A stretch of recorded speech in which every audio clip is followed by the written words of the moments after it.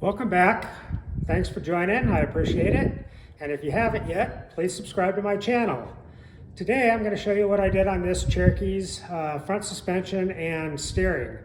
There's a lot of geometry involved because you don't want your rig to drive down the road like crap. You want to be able to handle it, control it at highway speeds, and still be able to off-road it.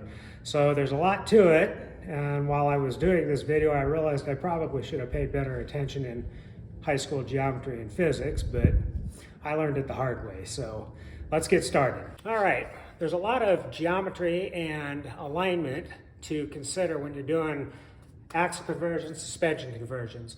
One of those angles I want to spend a little bit of time on is called caster. Caster will really make a difference on how a vehicle handles, especially on the highway. Now on a straight axle, you're not going to be able to adjust the caster from left to right unless you have something like an eccentric ball joint, and then you're still limited on how much you can adjust it. Most of the straight axles are fixed, so if you adjust the left side, the right side's adjusted with it. So if you notice, I've got a plumb bob hung here. Now a plumb bob I use quite a bit on front end suspensions, mostly on centering the axle under the chassis. But I wanted to put it here just so I can show you we're hanging vertical, and right here is the center of the kingpin, or if it's a ball joint style, it would be the center of the ball joint. You can see this is on the back side of the vertical axis from the axle center, which means the bottom is going to be forward of the axis center. That's called positive caster. You can think of positive caster like the bicycle forks. They run forward and give you the ability to handle the bike at speed. Now, if this axis were up here and the lower ball joint or kingpin is that way and your axis is going this direction, that's called negative caster. The way to think of negative caster is a grocery cart. Grocery cart front wheels have a whole bunch of negative caster. And if you want to test this theory, jump in a shopping cart and try to roll it at about 30 miles an hour and see what kind of ride you get. It'll be pretty darn scary. So I've taken a lot of time to set this caster up on this. It's currently at about 6.5 degrees, positive caster. It drives on the highway at about 80 miles an hour with one finger on the steering wheel. It handles very nice. So how I attained this caster angle on the Cherokee is this lower link right here. Now, this is called a radius arm or a Y-link. Now, right up front, I will disclose that I welded this together, and I don't recommend that if you're new to this, especially. If you weld another joint here, you can adjust this upper arm fully independent of the lower arm and adjust the tilt of the axle and attain whatever caster angle you want. I set this up knowing where I wanted it, knowing how much I wanted for caster degrees, so I just welded it together. I can still adjust it a little bit by moving the upper link in or out and moving the lower link the opposite direction. But it's a lot more work to do that. So I definitely recommend putting a Heim joint up here. It'll make your life a little easier. The next angle I wanted to talk about is camber. You can see this tire is straight up and down. It is almost perfectly at zero camber. That's a tire wearing angle. It does very little for the handling, but if the top of the tire is out and the bottom of the tire is in, that's called positive camber. Exactly opposite, if the bottom of the tire is out and the top of this tire is in, that's called negative camber. Those will eat up tires. Eventually they'll cause a handling problem. This can also indicate a bent axle, but you can make minor adjustments with shims behind the spindle. The next angle we can talk about is called toe in. It's just like it sounds. Feet are straight, toe in, toe out. Okay. The toe in is adjusted with a tie rod. Tie rod has a tie rod end on each end with opposite threads so that when you rotate this, it will bring the front of the tires closer together or further apart. On a straight axle vehicle, I always recommend getting them close to zero. Now, this has lockout hubs, so the front wheels on the highway are freewheeling. There's no drive to them. If there's no drive to them, I always say set it at 0 or maybe a 1/16 in. And the reason you want to go a 1/16 in is even though all these joints are tight, there's what's called suspension deflection. And driving down the highway, it is going to want to pull the tire out to a toe out position.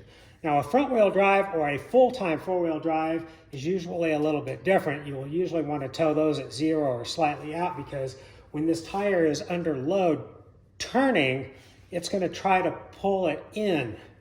So freewheeling hub, suspension deflection, 0 or towed in just slightly. The second rod up here goes from the steering box down to this right side knuckle. That's called the drag link.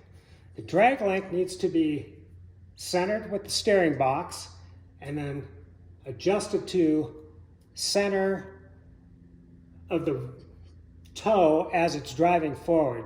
You don't want it turned at all. It has to be driving straight forward ahead and the steering box centered, and that's where you want this adjusted. Basically, it'll make your steering wheel straight, but more importantly than that, steering boxes have a high point in them, and at that high point is where you want your drag link centered. Now, remember, this is the drag link. So what's this bar here? This is called a track bar or a panhard bar. If you notice, it's almost at the same angle up and down as the drag link. It's parallel with the drag link, and I couldn't make it exactly the same length as the drag link, but it's pretty darn close. It's about 6 inches in on this side, and you can see it's about 6 inches out on this side, so they're very close to equal lengths. Just a note, a panhard bar on a radius arm system is required. You have to keep that axle centered and located under the chassis. The next thing I want to point out is you can see this drag link and that track bar are relatively flat. They don't have this really steep angle. A real steep angle on a drag link and track bar assembly gives some pretty poor handling characteristics. You get bump steer, a lot of recoil through the steering wheel, and they like to follow lines a lot easier. They're a lot less stable. So whatever you can do, try to keep that drag link really flat and really long. Same thing with the track bar. Try to keep it flat and long. The drivability is night and day. One of the little features I kind of like about using Y-links or radius arms is when this drops down and up, the differential is not moving up and back like it would with a leaf spring or a 4-link. That angle on that U-joint, it stays in its same position no matter how far up and down the radius arm drops. Now my upper drive shaft angle definitely changes a bit when the suspension's moving. Does your head hurt yet?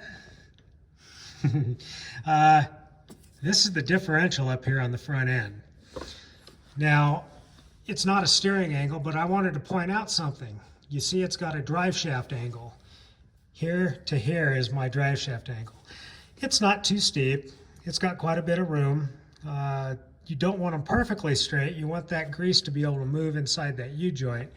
It'll actually last longer with a little bit of angle to it. Now, if I adjust the caster on my axle, it literally will, more caster will tilt this nose down, less caster will tilt this nose up. So if I add too much caster, I'm going to get a really bad drive shaft angle.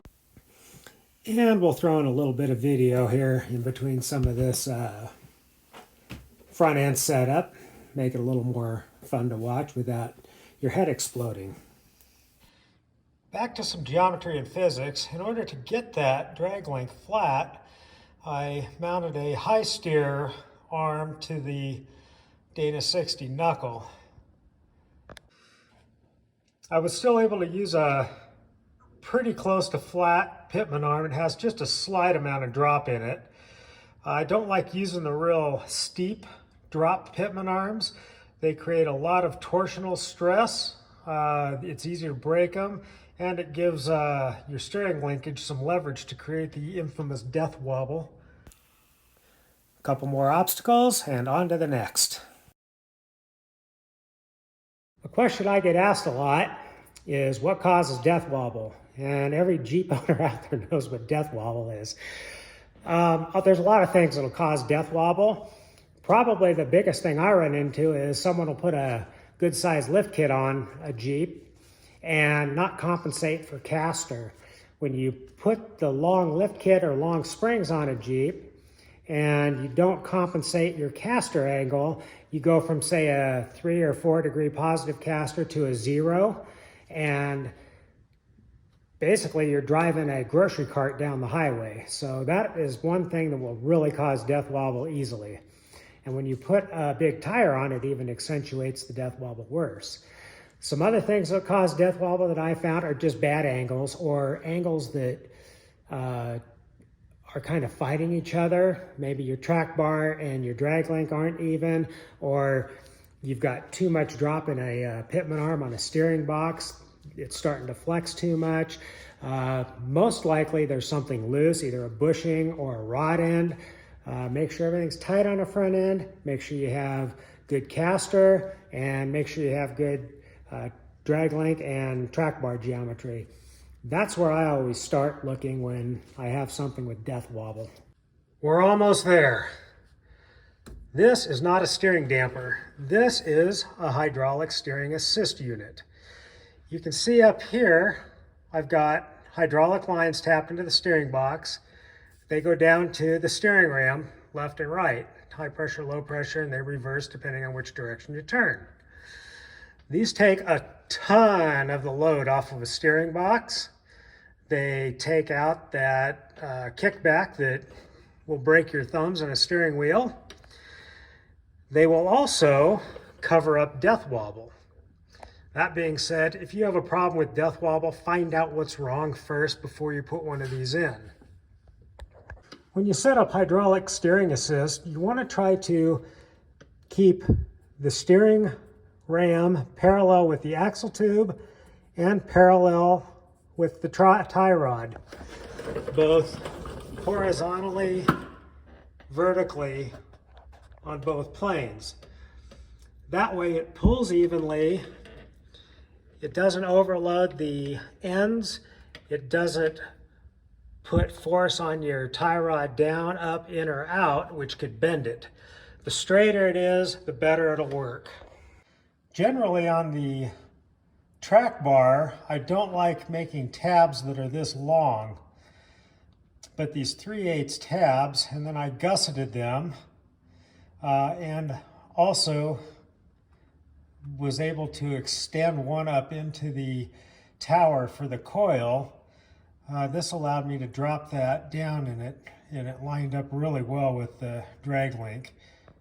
You notice on these Y-links, I've got an enduro joint from Barnes on the upper and the lower.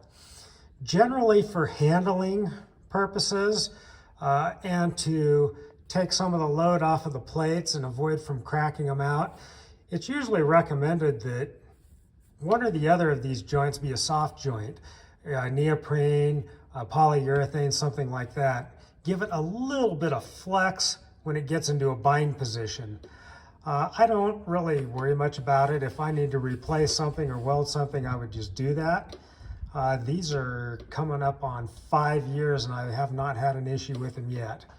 I prefer the rigid joints just because I think it's easier to hold a good alignment. And if something's broken, it'll be easier for me to find. And some more four-wheeling. These are the all-in-one radius arm mount, spring mount assemblies. Now the spring mounts are from Ballistic and they have the same retainer and setup I used in the rear. The radius arm part of this I bought from a shop that was going out of business, so I don't know who actually manufactured those, but Ballistic makes some that are very similar. These also have provisions in them for a limiting strap, which on a radius arm type system you definitely want a limiting strap to avoid drive shaft bind. This is the upper spring mount from Ballistic Fab, and it's welded directly to the frame. And you can see on that upper piece I weld that tube in there to keep the spring from walking. I wanted to point out these Ballistic spring mounts for the upper frame come with these adjustable brackets. Now I've used them before, but I think it's a cleaner look if they're just cut to the correct length and then welded directly to the frame. But if you're worried about making sure you get the right spring in there, I would definitely recommend putting these in because you can adjust them, 6 inches in either direction probably. Well, probably not that much, but you can make a lot of adjustment, not have to worry about changing your spring height. This is the Y-link welded together, which I really recommend putting a Heim joint in for adjustability. These are the frame mounts for the links. They're from Rough Stuff Industries, and they're all welded into the frame. Here you can see the bungs welded into the links. Some people plug weld these too. I always weld them with the rod end threaded in enough to keep the threads from warping. And you can see the line on this one. That means this one is a left-hand thread. This is the tie rod. You can see that hex head bung I welded into it. Now this tie rod's 1.5 inch 250 wall, and that bung is a specific thread, 18 threads per inch, so that you can use Chevy 1-ton tie rods. Now on this build I just use these middle two, a left and a right, but on a lot of builds I'll use all 4 of them if I'm doing a T-type or a Y-type steering linkage. I want to show these pictures on the setup. You can see the engine hoist holding the chassis up. You can also see the jack stands holding the axle at its ride height with tires on it.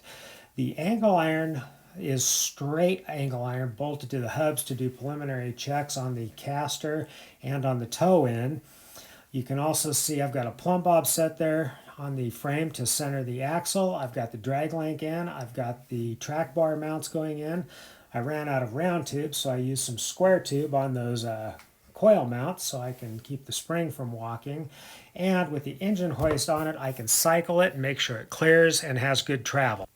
This is how it all finished out, and I wanted this picture in there without the hub on it so you can see that caster angle in the kingpin. Well, thanks for watching this segment of the Cherokee Chief build. I hope some of this helps you with your build on front end steering and suspension. Make it handle, make it work for you. Since it is four-wheeling season, I do want to keep throwing in video clips of some of the trails we go on out here. Not only are we doing a lot of local trails, this one in particular is in Grand Junction, but we also are in close proximity to a lot of really good four-wheeling. We've got Moab an hour and a half away. We've got Rangeley an hour and a half away. We've got Montrose an hour and a half away. We've got Gypsum an hour and a half away, or 2 hours maybe there. But there's a lot of four-wheeling and off-roading in this part of the world, and we do a lot of it. And to be real honest, that's why I build this stuff, is so I can take it out and use it. I see no point in owning it if you can't have fun with it. So again, thanks for joining me, and please like and subscribe to my channel. I'm definitely trying to grow this page into something, and I do appreciate the support. Now on the next video, we're going to do some finish up work on the front bumper winch assembly, a little bit of fabrication on some rock sliders, some things like that, and we will start getting ready to do what everyone seems to like to do these days, and that is LS conversions. I'm sure you noticed I didn't do anything about the Dana 60 build I put in the front of this, just the steering and suspension. On a later video, I'm going to do a complete Dana 60 build. That way, it'll be very thorough.